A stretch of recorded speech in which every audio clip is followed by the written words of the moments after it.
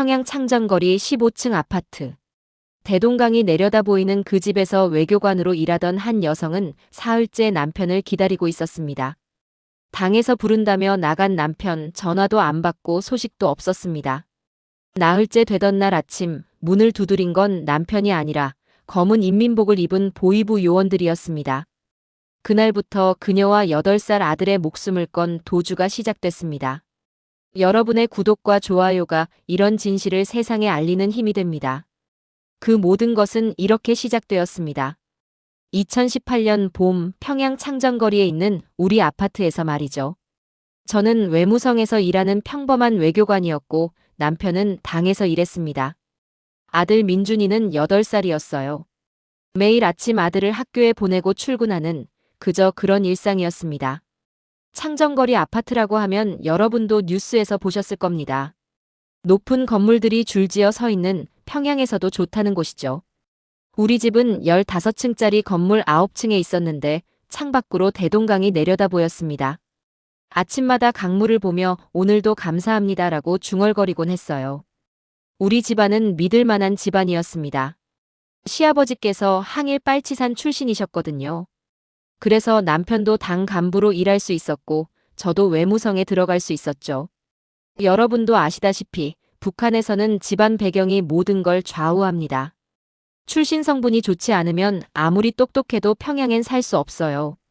제 일은 주로 외국 문서를 우리말로 번역하는 일이었습니다. 유럽 쪽 문서들이 많았어요. 가끔은 국제회의 준비도 했고요. 일이 힘들지는 않았습니다. 오히려 다른 사람들보다 나은 편이었죠. 배급도 제때 받았고 장마당에서 쌀이나 고기를 살 수 있는 돈도 있었으니까요. 친정 어머니는 함경북도 청진 출신이십니다. 어머니가 자주 해주시던 감자떡 맛이 지금도 그립네요. 명태식혜도 잘 담그셨어요. 설날이면 우리 집은 떡국 대신 만두국을 먹었습니다. 함경도 풍습이거든요. 어머니는 가끔 옛날 이야기를 들려주셨어요. 우리 집안도 원래는 남쪽이었다고요. 6.25 때 할아버지가 월남하려다 실패하셨대요. 그래서 함경도에 남게 되셨다고 하시더군요. 그런 이야기를 들을 때마다 가슴 한구석이 답답했습니다. 왜 우리 민족이 이렇게 갈라져 살아야 하나 싶었거든요. 하지만 그런 생각은 입 밖에 낼 수 없었습니다. 그냥 마음속으로만 삼켰죠. 장마당에 장 보러 갈 때면 사람들 표정이 예전 같지 않다는 걸 느꼈습니다. 다들 피곤해 보였어요. 쌀값도 자꾸 올랐고요. 한 근에 5,000원 하던 게 7,000원, 8,000원으로 뛰었습니다. 요즘 왜 이렇게 살기 힘드냐고 푸념하는 아주머니들도 많았어요. 그래도 저는 괜찮다고 생각했습니다. 우리 집은 믿을 만한 집안이고 남편은 당 간부고 저는 외무성 외교관이니까. 우리 집은 괜찮을 거야. 우리 민준이는 잘 자랄 거야. 그렇게 믿었습니다. 하지만 그건 제 착각이었습니다.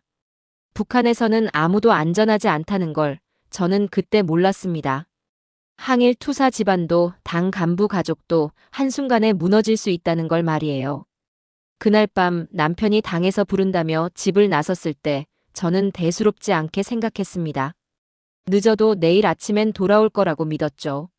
하지만 남편은 돌아오지 않았습니다. 사흘이 지나도록 남편은 돌아오지 않았습니다. 전화도 안 받고 당에 연락해도 회의 중이라는 말만 돌아왔어요. 가슴이 철렁했습니다. 뭔가 잘못됐다는 느낌이 들었거든요. 나흘째 되던 날 아침 문을 두드리는 소리가 들렸습니다. 남편이 돌아왔구나 싶어서 급히 문을 열었는데 거기 선 사람들은 보위부 사람들이었습니다. 검은 인민복을 입은 3명이 무표정한 얼굴로 서 있었어요. 동무 남편 박성호 동무가 반당행위 혐의로 조사를 받고 있습니다. 그 말을 듣는 순간 온몸이 얼어붙었습니다. 반당행위라니요? 우리 남편이? 시아버지가 항일 투사셨는데 그 아들이 반당행위를? 말도 안 되는 소리였습니다. 무슨 혐의입니까? 제가 떨리는 목소리로 물었습니다. 그건 동무가 알 필요 없습니다. 조만간 동무도 조사가 있을 겁니다. 그때까지 집에서 대기하십시오. 보위부 사람들이 돌아간 후 저는 그 자리에 주저앉았습니다. 손이 부들부들 떨렸어요. 조사라니. 저도 조사를 받는다니. 그게 무슨 뜻인지 저는 너무 잘 알았습니다. 북한에서 조사를 받는다는 건 끝이라는 뜻입니다. 한번 찍히면 본인은 물론 가족 전체가 정치범 수용소로 가는 거예요. 여러분도 뉴스에서 보셨을 겁니다. 요덕 수용소, 화성 수용소. 거기 들어가면 살아서 나오기 힘듭니다. 민준이가 학교에서 돌아왔을 때 저는 아무렇지 않은 척했습니다. 아빠는 출장 가셨어라고 말했죠. 하지만 아이도 느꼈나 봅니다. 엄마, 왜 울어? 하고 물어보더라고요. 제가 운 줄도 몰랐습니다. 그날 밤 잠을 이룰 수 없었습니다. 계속 생각했어요. 왜 우리 남편이 무슨 잘못을 했다고? 하지만 북한에서는 이유가 필요 없습니다. 누군가 모함하거나 윗사람 비위를 거슬렀거나 아니면 그냥 숙청 대상으로 찍힐 수도 있어요. 다음 날 친정 어머니가 몰래 찾아오셨습니다. 어머니 얼굴이 창백했어요. 동네에 소문이 다 퍼졌나 봅니다. 현정아, 이거 보통 일이 아니다. 어머니가 작은 목소리로 말씀하셨습니다. 내 남편만 끝나는 게 아니야. 너도 민준이도 다 끌려간다. 엄마, 무슨 소리예요? 우리 시아버지가 누군데요? 항일 투사시잖아요. 그게 무슨 소용이냐? 6.25 때 우리 집안도 믿을 만한 집안이었어. 내 할아버지는 독립운동도 하셨고. 그래도 월남하려다 걸려서 다 죽을 뻔했다. 정치판이라는 게 그래. 아무도 안전하지 않아. 어머니 말씀을 듣는데 등골이 오싹했습니다. 어머니는 제 손을 꼭 잡으셨어요. 현정아, 너 민준이만이라도 살려야 한다. 8살짜리가 무슨 죄야. 수용소 가면 그 아이는 못 견뎌. 그날 밤 저는 결심했습니다. 민준이만은 지켜야겠다고. 이 아이를 이런 곳에서 키울 수 없다고. 수용소에 보낼 수는 없다고. 북한 체제를 처음으로 의심하기 시작한 건 그때였습니다. 이게 정말 우리 조국인가? 아무 죄 없는 아이까지 정치범으로 만드는 나라가 40살 가까이 살면서 한 번도 품어본 적 없는 생각이었습니다. 친정 어머니가 돌아가시기 전에 마지막으로 하신 말씀이 있습니다. 현정아, 6.25 때 우리 가족도 선택의 순간이 있었어. 내 할아버지는 남쪽으로 가려다 실패하셨지만 그래도 시도는 하셨단다. 후회 없으려면 할 수 있는 건 다 해봐야 해.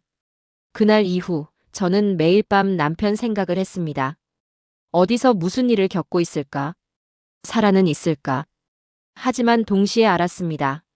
남편을 구할 수는 없다는 걸. 제가 할 수 있는 건 민준이를 살리는 것뿐이라는 걸. 그리고 그러려면 이 나라를 떠나야 한다는 걸. 보위부 조사 통보를 받은 지 일주일이 지났습니다.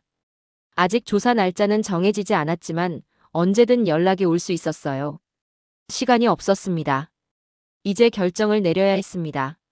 민준이를 데리고 이 나라를 떠나기로 마음먹었지만 문제는 어떻게 떠나느냐였습니다.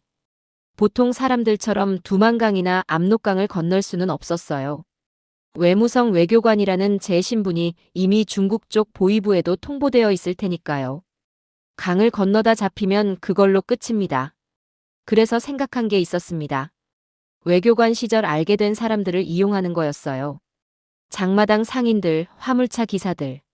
이 사람들은 평양에서 지방으로 물건을 나르면서 검문소를 자주 통과합니다. 뇌물도 알아서 챙기고요. 저는 조심스럽게 몇 사람에게 접근했습니다. 제가 좀 조용히 움직여야 할 일이 있습니다. 도와주실 수 있으시겠습니까? 돈을 쥐어주며 부탁했습니다. 중국 돈으로 500달러였어요. 북한에서는 엄청난 돈이죠. 다행히 외무성에서 일하면서 모아둔 돈이 좀 있었습니다. 그 사람들은 고개를 끄덕였습니다. 말은 안 해도 다 알더군요. 이 사람이 도망가려나 보다라고. 제일 힘든 건 친정 어머니께 작별 인사를 드리는 일이었습니다. 어머니를 찾아뵀을 때 어머니는 제 손을 꼭 잡으셨어요. 가거라. 민준이 데리고 살 길을 찾아라. 6.25 때 우리 가족도 이렇게 헤어졌다. 그게 전쟁이고 그게 이 땅의 숙명이란다.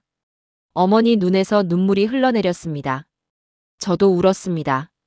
이게 마지막이 될 거라는 걸 우리는 알고 있었어요. 엄마, 나중에 통일되면 다시 만나요. 그래.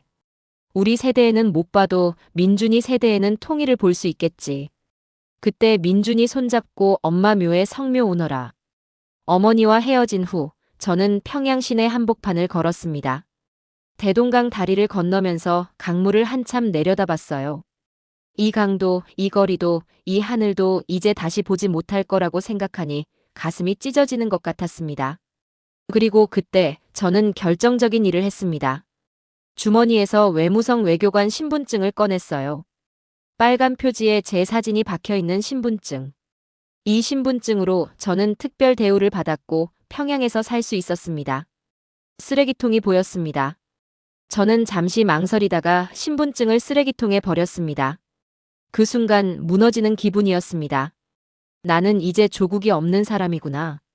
북한 국민도 아니고 그렇다고 한국 사람도 아니고 그냥 떠도는 사람. 마치 일제시대 우리 조상들이 나라 잃었을 때가 이랬을까요? 아니 6.25 때 월남하신 분들이 이런 심정이었을까요? 민준이가 엄마 왜 울어? 라고 물었습니다. 저는 눈물을 닦으며 말했습니다. 아니야. 민준아, 우리 이제 여행 가는 거야. 먼 곳으로. 아빠는요? 아빠는 나중에 만나. 아이에게 진실을 말해줄 수 없었습니다. 아빠는 아마 살아있지 않을 거라는 걸. 우리는 다시는 아빠를 못 볼 거라는 걸. 그날 밤 장마당 상인 집 다락방에 숨었습니다.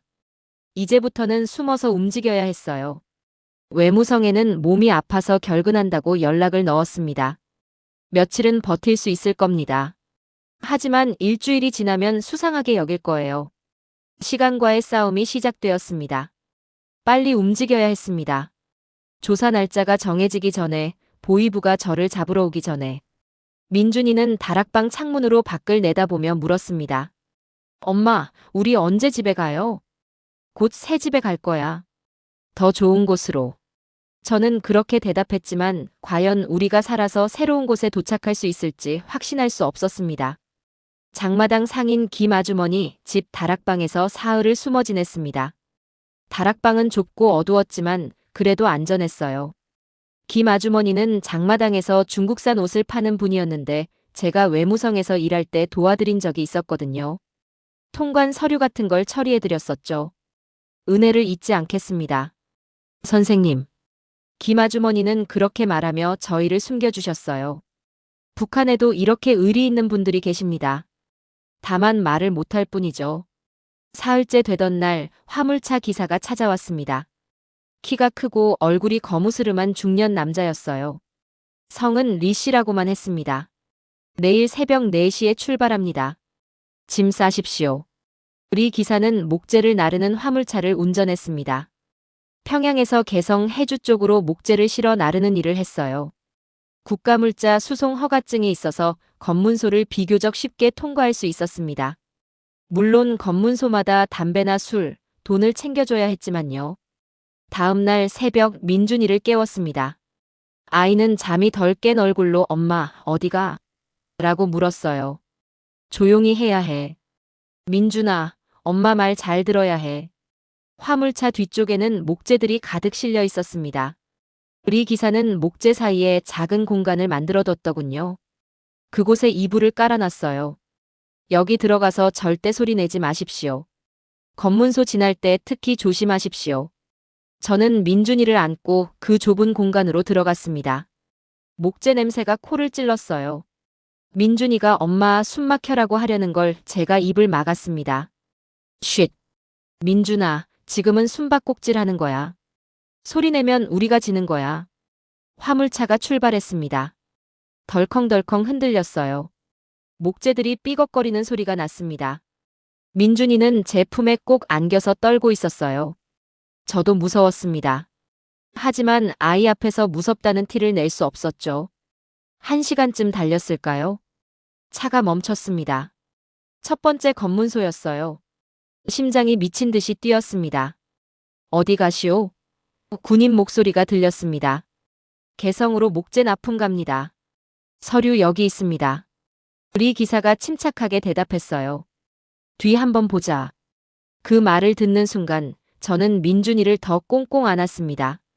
민준이 입을 제 손으로 막았어요. 아이도 숨을 죽였습니다. 화물칸 덮개가 벗겨지는 소리가 났습니다. 군인이 목재를 살펴보는 소리. 그 소리가 점점 가까워졌어요. 제 등에서 땀이 줄줄 흘러내렸습니다. 야, 목재가 이렇게 많네. 다 확인하려면 한참 걸리겠는데? 그때 리 기사 목소리가 들렸습니다. 동무, 담배 한 대 하시오. 추운데 수고가 많소. 뭔가 건네는 소리. 아마 담배와 함께 돈도 건넸을 겁니다. 북한에서는 이게 일상이에요. 뇌물 없이는 아무것도 안 됩니다. 그래, 됐소. 가시오. 화물칸 덮개가 다시 덮이는 소리. 차가 다시 출발했습니다. 저는 그제야 숨을 쉬었어요. 민준이도 엄마하고 작게 불렀습니다. 잘했어. 우리 민준이 정말 잘했어. 하지만 이건 첫 번째 검문소일 뿐이었습니다. 개성까지 가려면 검문소를 최소 5군데는 더 통과해야 했어요. 그리고 개성은 우리의 목적지도 아니었습니다. 더 서쪽으로 국경 가까이로 가야 했죠. 화물차는 계속 달렸습니다. 저는 목재 틈 사이에서 하늘을 올려다봤어요. 아침 해가 떠오르고 있었습니다. 하느님, 부처님, 조상님들. 제발 우리 민준이만이라도 살려주십시오. 저는 속으로 계속 기도했습니다. 절지 않은 몸으로 이런 고생을 하자니 뼈마디가 다 쑤셨습니다. 하지만 참아야 했어요. 아이를 위해서라면 뭐든 할 수 있었습니다. 어머니라는 게 그런 겁니다. 자식 앞에서는 죽음도 두렵지 않은 게 어머니예요. 사흘 동안 화물차를 여러 번 갈아타며 서쪽으로 이동했습니다. 평양에서 개성, 개성에서 해주, 해주에서 다시 북쪽으로. 마치 숨바꼭질하듯 이리저리 돌아다녔어요. 보이부 추적을 피하기 위해서였죠. 신의주 근처 작은 마을에 도착했을 때 저는 지칠 대로 지쳐 있었습니다. 민준이도 마찬가지였어요. 아이는 계속 엄마, 배고파. 집에 가고 싶어라고 보챘습니다. 하지만 돌아갈 집은 없었어요. 그곳에서 리 기사가 마지막으로 말했습니다. 선생님, 여기까지입니다. 압록강이 저기 보입니다. 밤에 건너시면 됩니다. 압록강. 저 강을 건너면 중국이에요. 자유가 있는 곳. 하지만 저는 고개를 저었습니다. 안 됩니다. 저는 강을 건널 수 없어요. 리 기사가 의아한 얼굴로 물었습니다. 왜요? 다른 탈북자들은 다 강을 건너는데요. 제 신분이 중국 보위부에 통보되어 있습니다. 외무성 외교관이었으니까요.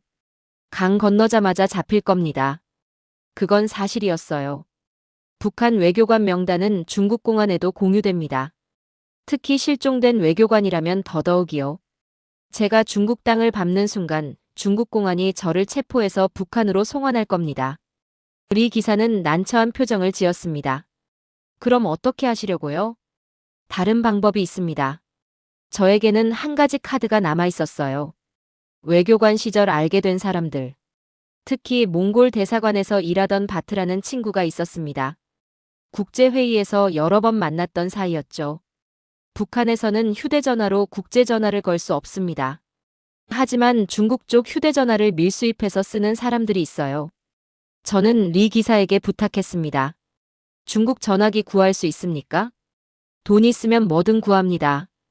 이틀 후 중국 휴대전화 한 대를 손에 넣었습니다. 중국 돈으로 300달러를 주고 샀어요. 제 손에 남은 돈은 200달러 뿐이었습니다. 밤이 되기를 기다렸습니다. 민준이를 재우고 저는 강가 언덕에 올라갔어요. 거기서 중국 쪽 전파가 잡혔습니다.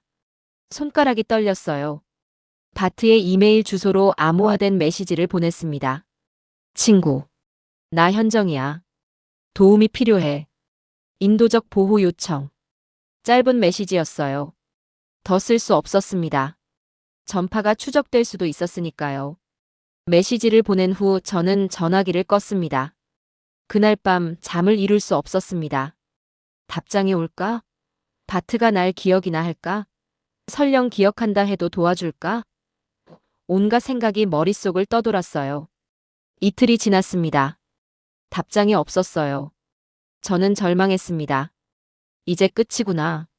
여기서 붙잡히는 건가? 민준이가 열이 났습니다. 며칠 동안 추운 화물칸에서 지내서 감기에 걸린 거예요. 약을 구할 수도 없었습니다. 아이는 계속 앓았어요. 제 가슴이 찢어지는 것 같았습니다. 민준아, 조금만 참아. 엄마가 약 구해올게. 하지만 약은 구할 수 없었어요. 돈은 있어도 신분을 드러낼 수 없었으니까요. 저는 하늘에 계신 어머니께 기도했습니다. 엄마, 민준이만이라도 살려주세요. 제가 무슨 짓을 하든 이 아이만은 살려야 해요. 사흘째 되던 날 저녁 전화기를 다시 켰습니다. 혹시나 하는 마음이었어요. 그리고 깜짝 놀랐습니다. 답장이 와 있었어요. 현정. 기억한다. 몽골 울란바토르로 올 수 있나? 우리 대사관에서 인도적 보호 가능. 하지만 내가 직접 와야 해. 어떻게든 국경을 넘어라. 손이 떨렸습니다. 희망이 보였어요. 하지만 동시에 새로운 문제가 생겼습니다. 어떻게 몽골까지 가지? 중국을 거쳐야 하는데 중국에서 잡히면 끝이야. 하지만 다른 방법이 없었습니다. 저는 리 기사를 다시 찾아갔습니다. 저를 중국으로 넘겨줄 수 있습니까? 몽골 대사관 차량이 국경에서 저를 픽업할 겁니다. 리 기사는 한참을 망설이다가 고개를 끄덕였습니다. 내일 밤. 마지막 기회입니다. 다음 날 밤 우리는 움직였습니다. 리 기사가 마련해준 작은 배를 타고 압록강을 건넜어요. 깜깜한 밤이었습니다. 달도 없었고 별만 총총히 떠 있었어요. 민준이를 꼭 안고 배에 올랐습니다. 아이는 여전히 열이 있었어요. 작은 몸이 후끈후끈 달아올라 있었습니다. 조금만 참아. 조금만. 저는 계속 중얼거렸어요. 강을 건너는데 30분쯤 걸렸습니다. 그 30분이 30년 같았어요. 순찰대가 나타나면 어쩌나, 총을 쏘면 어쩌나. 온갖 생각이 머릿속을 스쳤습니다. 드디어 중국 땅에 발을 디뎠습니다. 하지만 안심할 수 없었어요. 오히려 더 위험했습니다. 중국 공안에 잡히면 바로 북한으로 송환되니까요. 강가에 검은 차 한 대가 기다리고 있었습니다. 차에서 한 남자가 내렸어요. 키가 크고 얼굴이 각진 몽골 사람이었습니다. 현정? 바트. 그랬습니다. 제 친구 바트가 직접 온 거예요. 국제회의에서 여러 번 만났던 그 친구. 저는 눈물이 났습니다. 고마워. 정말 고마워. 빨리 타. 중국 공안이 순찰 돈다. 우리는 급히 차에 올랐습니다. 차는 외교 차량이었어요. 번호판에 CD라고 써 있었습니다. 외교관 차량이라는 표시죠. 이 차는 중국 공안도 함부로 검문할 수 없습니다. 어떻게 여기까지 왔어? 바트가 운전하면서 물었습니다. 몽골 대사관에 말했어. 인도적 보호 사례라고. 대사님이 허락하셨어. 감사합니다. 정말 감사합니다. 차는 밤새 달렸습니다.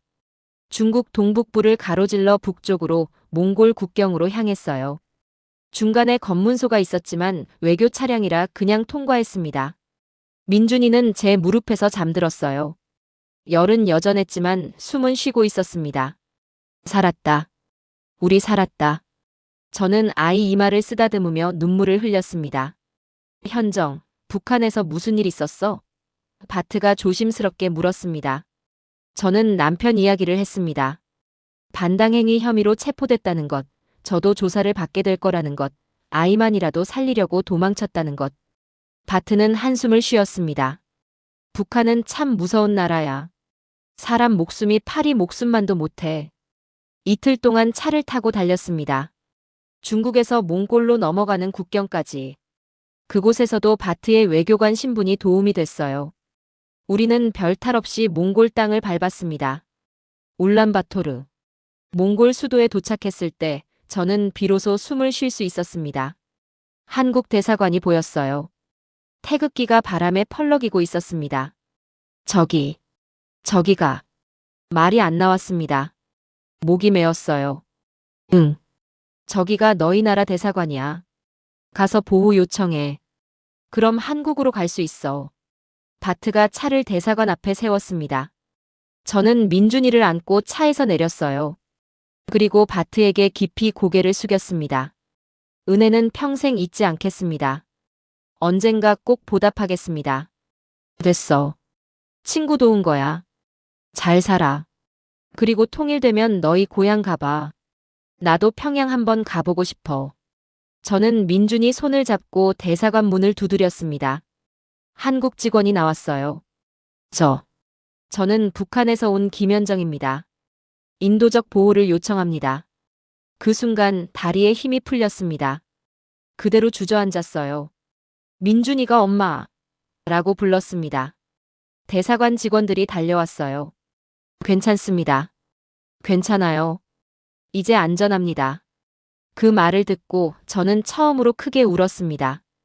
평양을 떠나서 신분증을 버리고 화물차에 숨고 강을 건너고 그 모든 과정을 참아왔는데 이제야 울 수 있었어요. 하늘에 계신 어머니께 말씀드렸습니다. 엄마, 민준이 살렸어요. 우리 살았어요.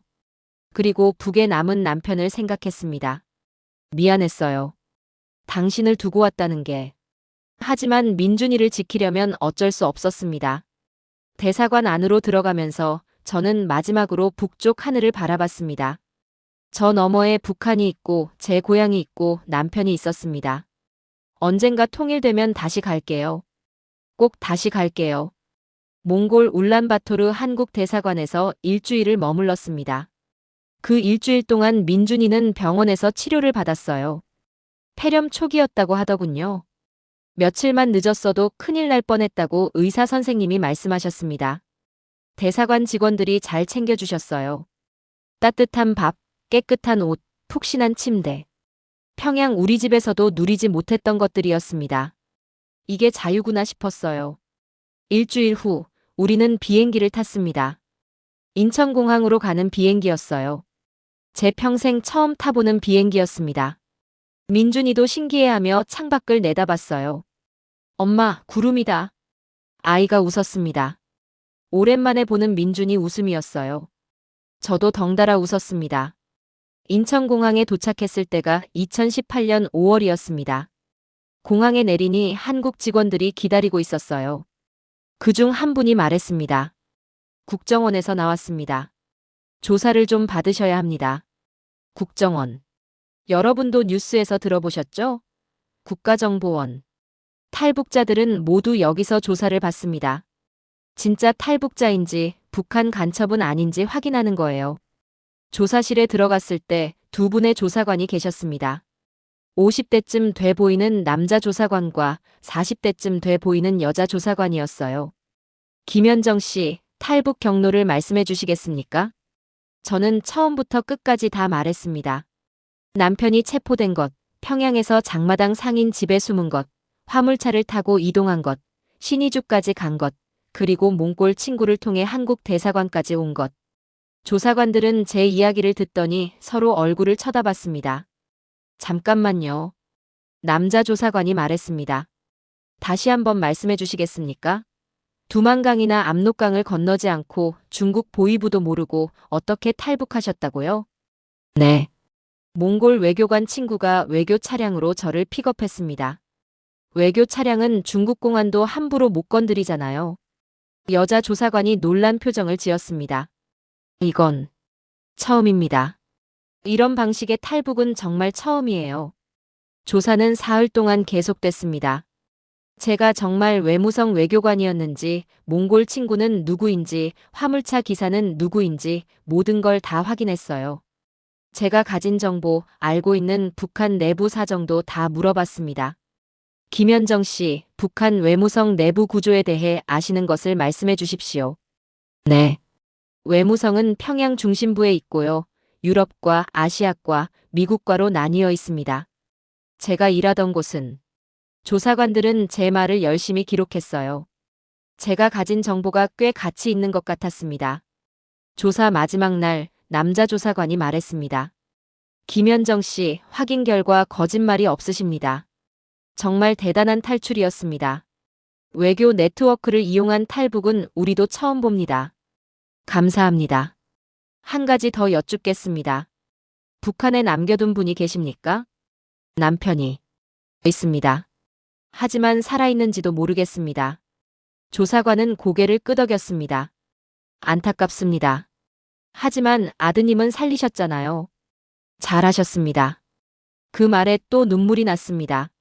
남편 생각을 하면 가슴이 아팠어요.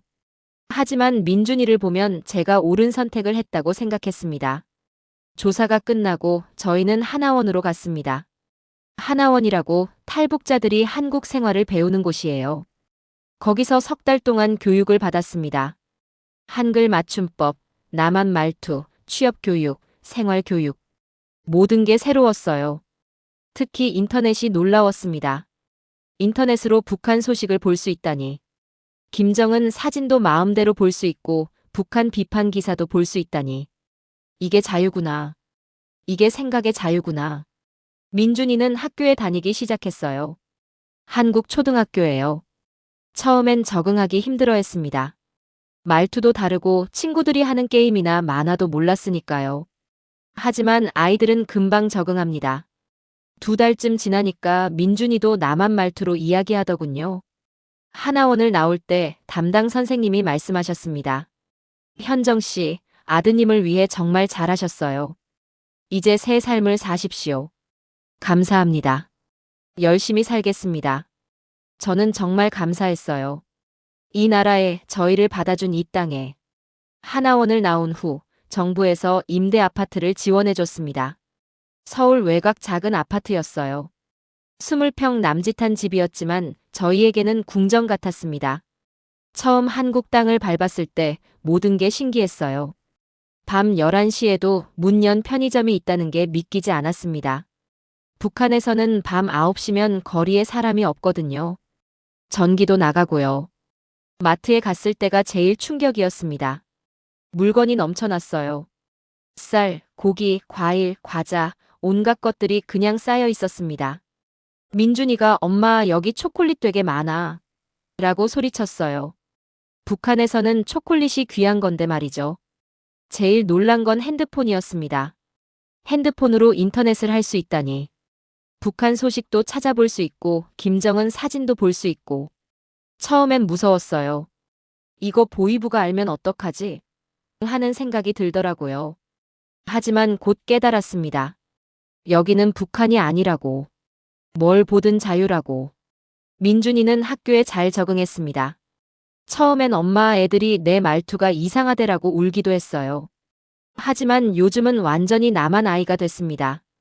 게임도 하고 유튜브도 보고. 가끔 민준이가 남한 말로 이야기하면 제가 못 알아듣기도 해요. 저는 작은 식당에서 일을 시작했습니다. 설거지부터 했어요. 말투가 어색해서 손님 응대는 못했거든요. 하지만 괜찮았어요. 일한 만큼 돈을 받고 그 돈으로 민준이 밥을 먹일 수 있으니까요. 일하면서도 자주 북쪽을 생각했습니다. 남편은 어떻게 됐을까? 친정어머니는 무사하실까? 고향 창정거리는 여전히 그대로일까? 대동강은 여전히 흐르고 있을까? 가끔 꿈을 꿉니다. 평양 우리 집에 있는 꿈이에요. 남편이 돌아오고 어머니가 감자떡을 부쳐주시고 민준이가 웃으며 뛰어다니는 꿈. 그 꿈에서 깨면 눈물이 납니다. 하지만 후회하지는 않습니다. 민준이를 봤을 때 말이에요. 아이가 학교에서 돌아와 엄마, 오늘 급식에 치킨 나왔어. 라고 신나게 말할 때 저는 잘했다고 생각합니다. 이 아이를 북한 수용소에 보내지 않아서 정말 잘했다고요. 1년쯤 지났을 때 민준이가 물었습니다. 엄마, 아빠는 어디 있어? 저는 한참을 말없이 있다가 대답했습니다. 아빠는 북쪽에 계셔. 우리보다 먼저 하늘나라 가셨을 거야. 민준이는 울었어요. 저도 울었습니다. 둘이 안고 한참을 울었습니다. 여러분께 말씀드리고 싶은 게 있습니다. 북한은 지금도 그대로입니다. 권력 싸움은 계속되고 숙청은 예고 없이 일어나고 그 피해는 가족 전체에 돌아갑니다. 제 남편처럼 갑자기 끌려가서 소식도 모르는 사람들이 수없이 많습니다. 북한 주민들은 나쁜 사람들이 아닙니다. 다들 가족 사랑하고 고향 그리워하고 평범하게 살고 싶어 하는 사람들이에요. 우리와 똑같은 사람들입니다. 같은 민족이고요. 그래서 저는 통일이 돼야 한다고 생각합니다. 6.25 때부터 70년 넘게 갈라져 살았잖아요. 이제 다시 만나야 하지 않을까요? 우리 세대에는 못 봐도 민준이 세대에는 통일을 봤으면 좋겠습니다. 통일이 되면 저는 고향에 가고 싶어요. 창정거리 우리 집에 가서 대동강을 다시 보고 싶습니다. 친정어머니 산소에도 가고 싶고요. 그리고 남편 무덤이 있다면 거기도 가서 절하고 싶습니다. 여보, 미안해요. 당신을 두고 왔어요. 하지만 민준이는 살렸어요. 우리 아들은 자유롭게 잘 자라고 있어요. 지금 저는 한국에서 살고 있습니다. 자유로운 이 땅에서 말이에요. 하지만 제 마음 한구석은 언제나 북에 가 있습니다. 고향이, 어머니가 남편이 거기 있으니까요. 여러분, 자유가 얼마나 소중한지 아십니까? 저는 압니다. 신분증을 버리고 목숨을 걸고 아이를 안고 도망쳤으니까요. 자유는 그만큼 소중한 겁니다. 부디 이 자유를 당연하게 여기지 마십시오. 그리고 북에 남은 사람들을 잊지 마십시오. 그들도 우리와 같은 사람들이니까요. 내 아들 민준이를 지키기 위해 저는 조국을 떠날 수밖에 없었습니다. 이것이 제 이야기입니다. 감사합니다.